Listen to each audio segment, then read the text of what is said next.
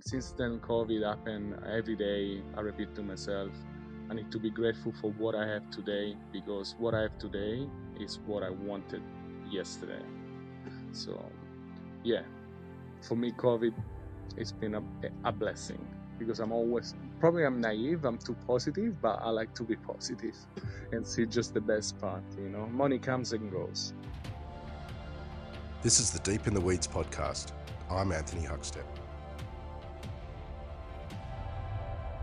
As we've discussed on the series, Australia's incredible food culture is a direct result of migration patterns. Those willing to leave it all behind on a promise of sunshine and prosperity.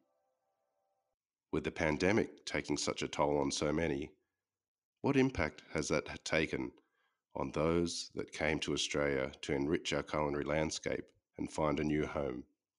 Matteo Magriotta is the owner of Pino's Vino e Cucina in Alexandria, Sydney. Mate, how you going?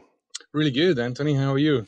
I'm good. It's been a while since I've seen you. You used to be just around the corner from our house, and it was a place we used to drop into all the time. And it was a welcome little hidden gem in Sydney. How's the restaurant been? It's been there for 4 years now. Yeah, 21st of December will be 4 years. It's been really good. It's been really good, except this year, as usual. How's everybody? I can't really complain. My neighbor support us so much, so I'm really grateful for that.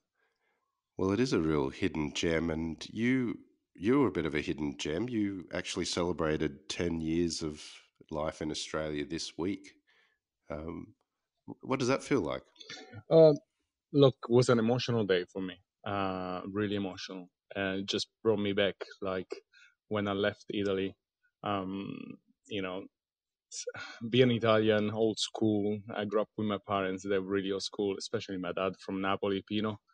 I got married at 24, and unfortunately, I decided it wasn't my life at 26, just close to 26, and I just want to get my life back together and go as far as I could. So I picked Australia, and I definitely, you know, can't regret this choice. I left Italy with nothing in my hand, and I was like a really broken man. I wanted to do something better with my life.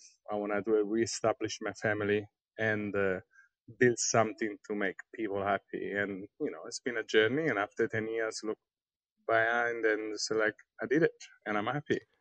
Why did you choose Australia? Oh well, I just wanna I just wanna be as far as I could.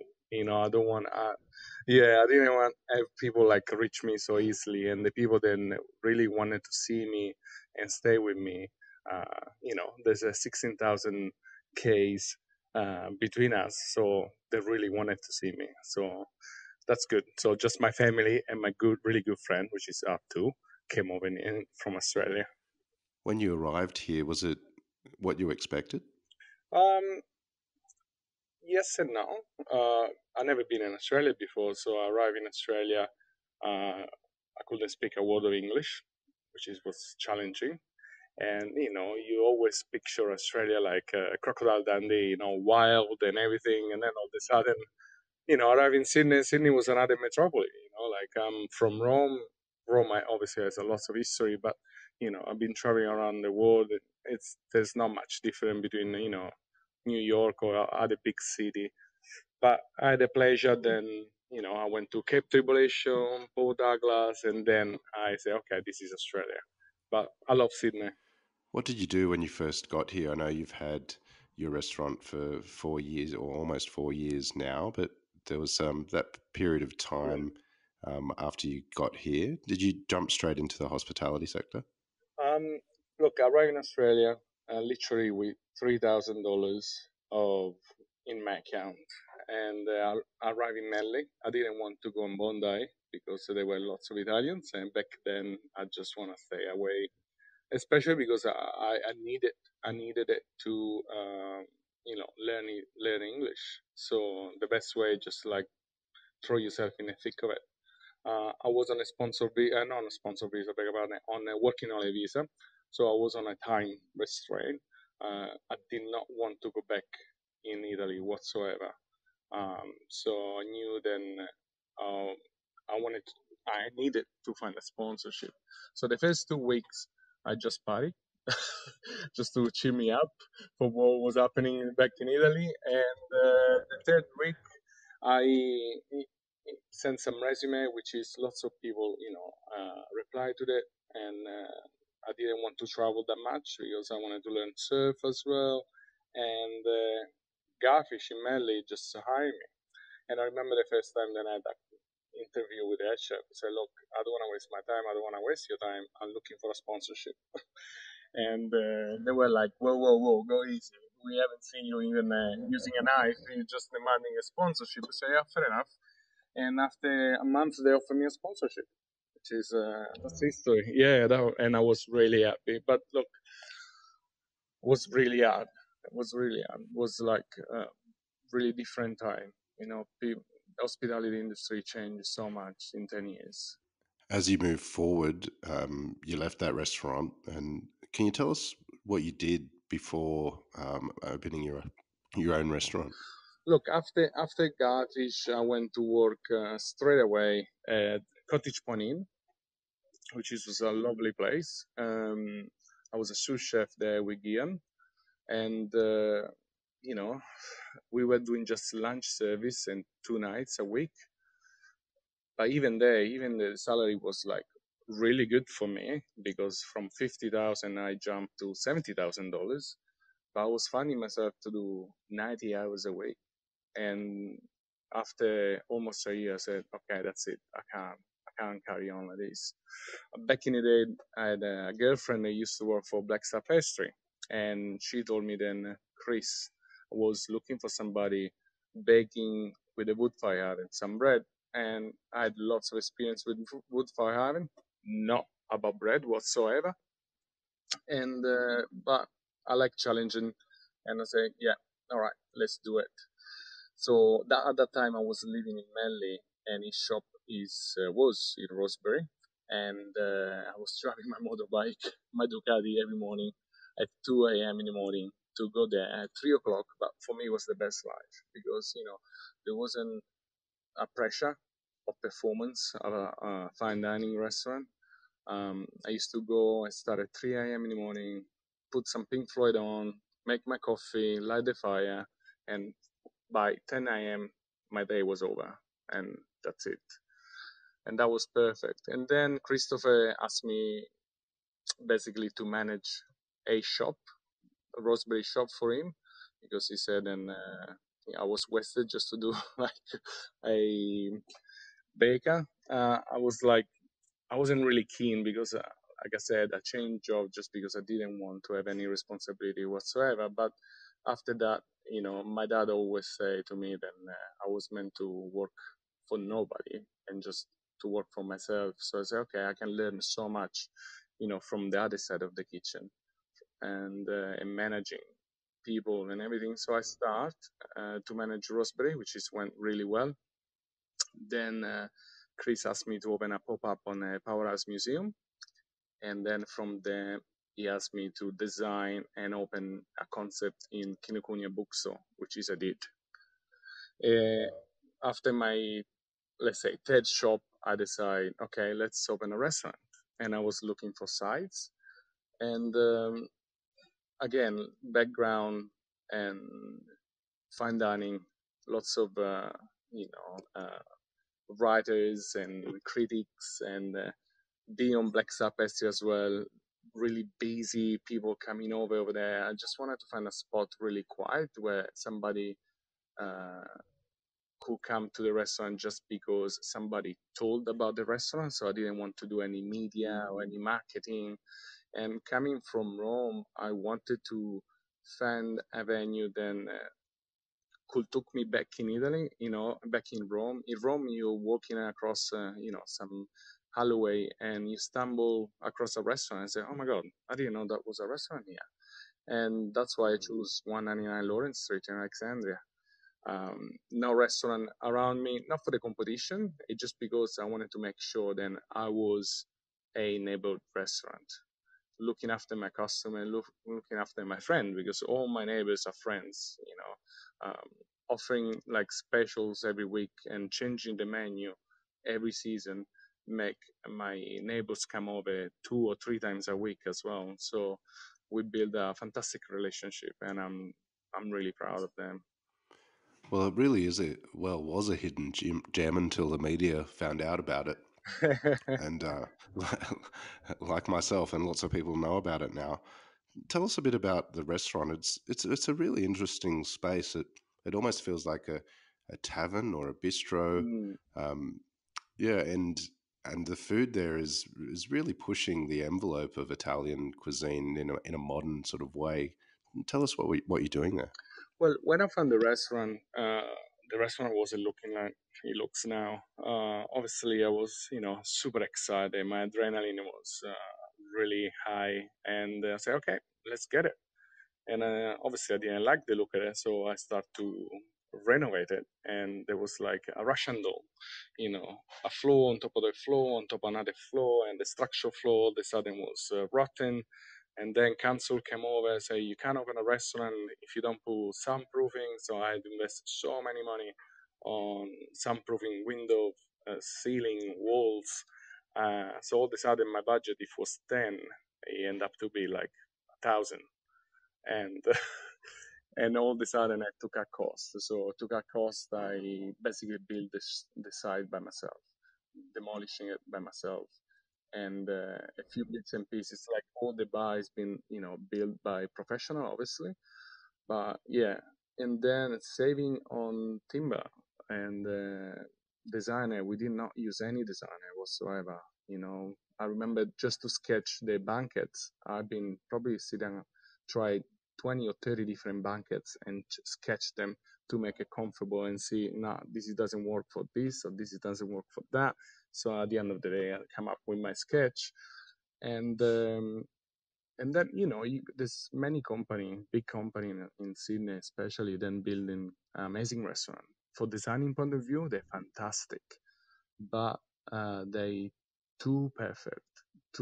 Then you can't. They don't have a soul. They don't have a. They're a bit cold. I did not want that from Pinos, and so that's why I decided to reclaim timber. So back then they were demolishing houses for West Connects, and I went there in Savage, Oregon, Oregon, and to build the entire place. And I even came across to a church, a 100 years old church, which is with Savage all the floor, and which is the floor now in Pinos is from a 100-year-old church. So now you come in Pinos, you had that feeling that Pinos has always been there, but he hasn't. And you got that perfect imperfection that makes the place warmer. It certainly does. Tell us about your food. It's a real joy. There's really big flavors, but it's actually really pushing the envelope of Italian cuisine. Yeah, look, I start the first year I start in a kitchen. I, you know, going back in Sydney back in the day, there were just a few Italian restaurants, and I really appreciate it because I think, obviously, being in Australia, you need to adapt your dishes to be Australian palate friendly, which is for a truly Italian. It doesn't. Sometimes it's an experience for sure, but somebody just want to have a plate of pasta. Like every time you go in Italy, people come over and just say, "Oh my God, the food is amazing there."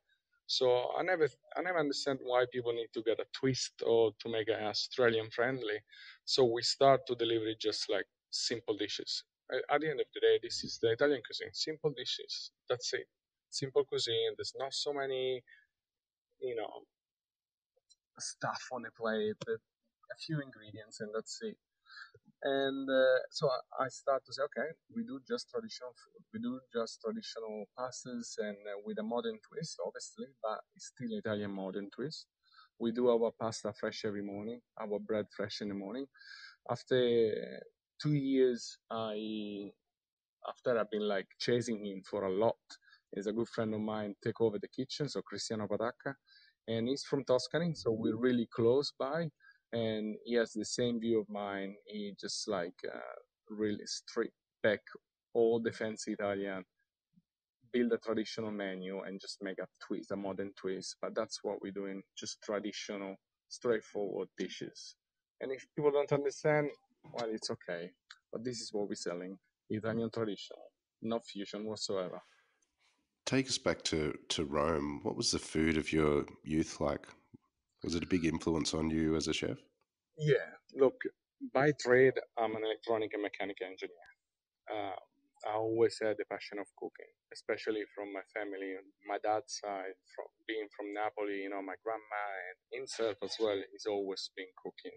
I remember every Sunday morning that was a seafood morning. And being a teenager, I was waking up maybe at 11 or 12 if I had been out, and for breakfast, basically, I was having, vongole spaghetti or like moscardini with tomato sauce or like lobsters or like, uh, sardines, all those sort of things. So cuisine has been like always been in my blood. And when I finished my degree, I wasn't happy.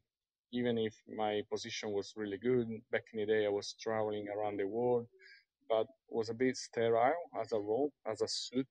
And I started cooking. A friend of mine asked me to go and help in the kitchen, and since then I never left.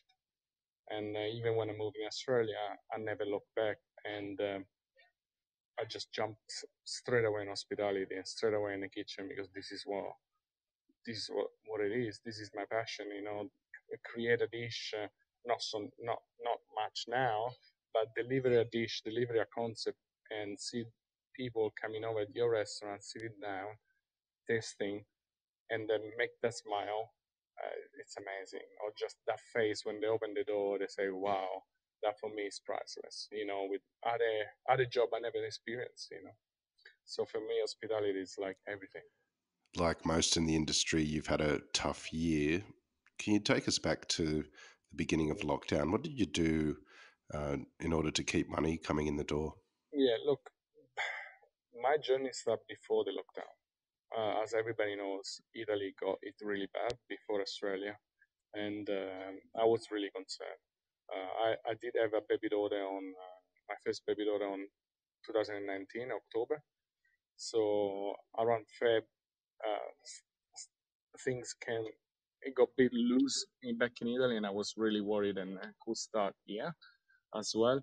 And then they did. So I decided to shut the restaurant 2 weeks before the government imposed it, because I was concerned for my baby daughter, for my family, for my people here, for my guys, and for my neighbor as well, because I'm the first one to looking after them. So don't provide a service, don't be able to provide a safe environment for my staff and my customers and for myself. Uh, I decided to shut. And I remember the boys didn't know. I show up that Sunday and crying and say, guys, I need to shut. And for me, it was like, this has been my dream. I put basically everything I worked for it in the past 10 years in this business. And I didn't know what would happen, but I make the call. So most of my people are working only the visa, sponsored, student visas. When I decided to close, I said, guys, let's take a week annual leave, and then let's figure out what's happening.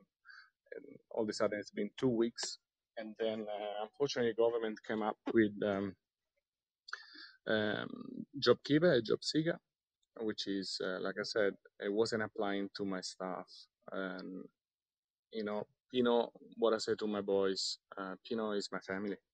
The team has been like is part of my family. It's a really small team, and being coming from a chef point of view and having those bad experience back in the day where you were just a number or an orange, you know, just to get squeezed as much as you could. I never wanted to do it to anybody, especially in my business. So I said, guys, I'm gonna pay you because I don't want to lose you because again, they're part of my family, they're part of my team.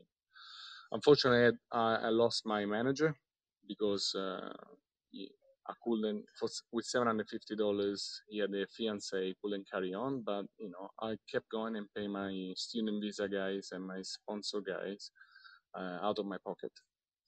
for the first week. So that was week 3. And after week 4, we decided to go back on takeaway. Takeaway. So I just reinvent the business model to do takeaway because Pino's obviously the food that we deliver is not takeaway friendly. I came up with like a web store as well. So I invest so much of my time to be able to just keep up and pay my guys because for me to be close I was making a loss, and if I would have been open just to take away, I would make a double loss considering my time, but at least I was helping my guys. And we had an outstanding help from the neighbors. Then there were people taking takeaway 4 times a week.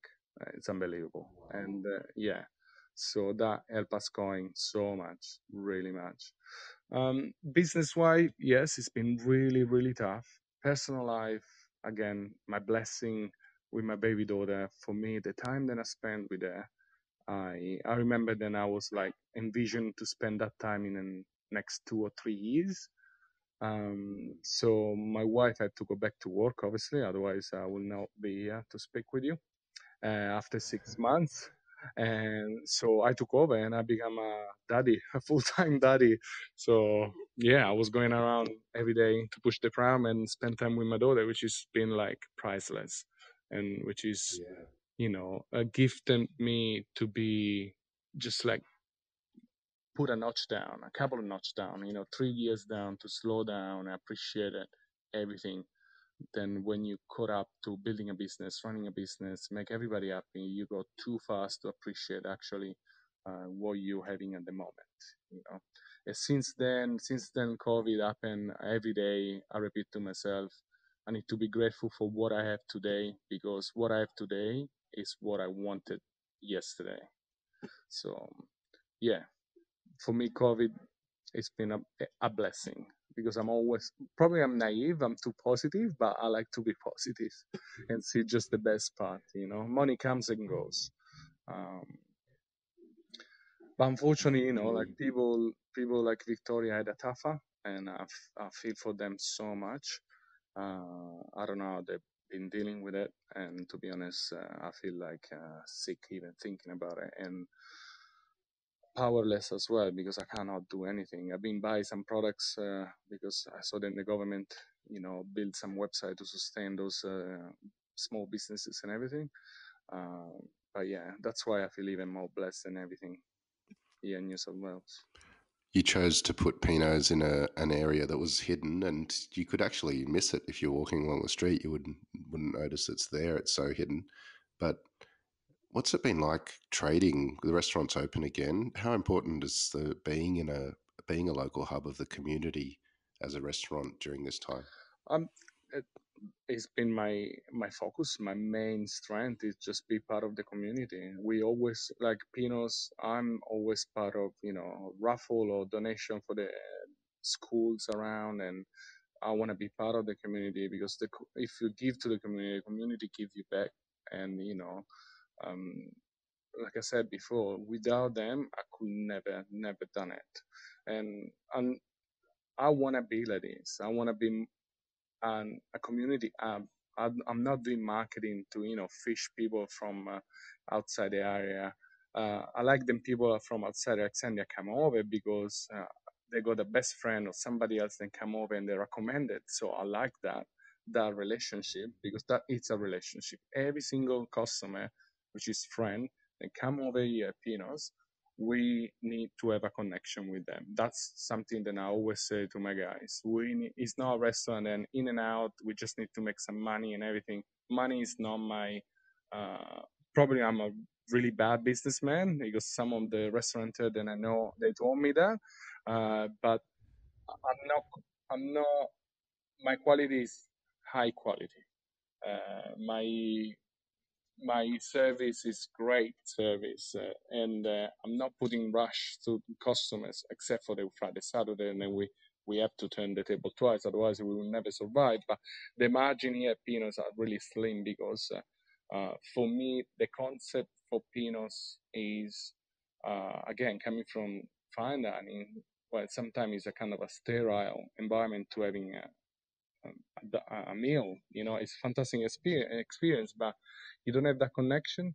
So my goal when I as well people here say you need to imagine then you going to your best friend house for dinner.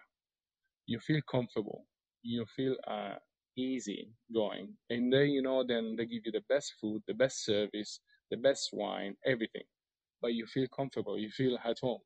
So that's why people are, I think, coming over more than once a week because we welcome them with like friends coming over for dinner, and for me that's what it is, and I love them. I love them so much. Well, it's spring at the moment and we're heading towards summer. Can you give us an idea of the sort of food that's on the menu at the moment, what people might experience at Pino's? Yeah, absolutely. So the menu at the moment we on a spring menu, which is fantastic. Spring is one of my favorite seasons, to be honest, and autumn. So we got, handmade burrata. Even that burrata, our burrata is like handmade with a knot, so it just like goes up on price for sure. With with some pen balsamic and vinegar, we push an envelope with a ox tongue that we just low cook it for 10 hours, and then we slice it really thinly with salsa verde and horseradish. Or we go like for a classic dish, which is tonne fagioli. Basically, it's a yellowfin tuna carpaccio with cannellini beans and a shallot dressing. And then we go for the main course, main course from tonarelli, botarga, smoked eel, and carpione sauce. Carpione sauce is typical from Piedmont. Basically, it's a kind of a sweet and sour sauce that is made slow cooking fish as well. Um, then we can have squid spaghetti with champagne lobster and a bit of tarragon. Or, yeah, 12 hours duck ragu with cime di rave, which is duck ragu. Obviously, everything is made here. Cristiano and I, we against any processed food. Everything must to be made at Pinos, except the cheese and the charcuterie, which is using the Palma, which is outstanding, 6 generations, or the cheese. Then we pick our suppliers from Italy and really boutique and bespoke products. Everything we make in the house. Well, 10 years you've been here. Um, how do you see the next 10 years for Pino's and yourself? Well, tennis for Pinos this year, I had in my mind to open a sister for Pino somewhere else. Different concept, but still, still classic Italian.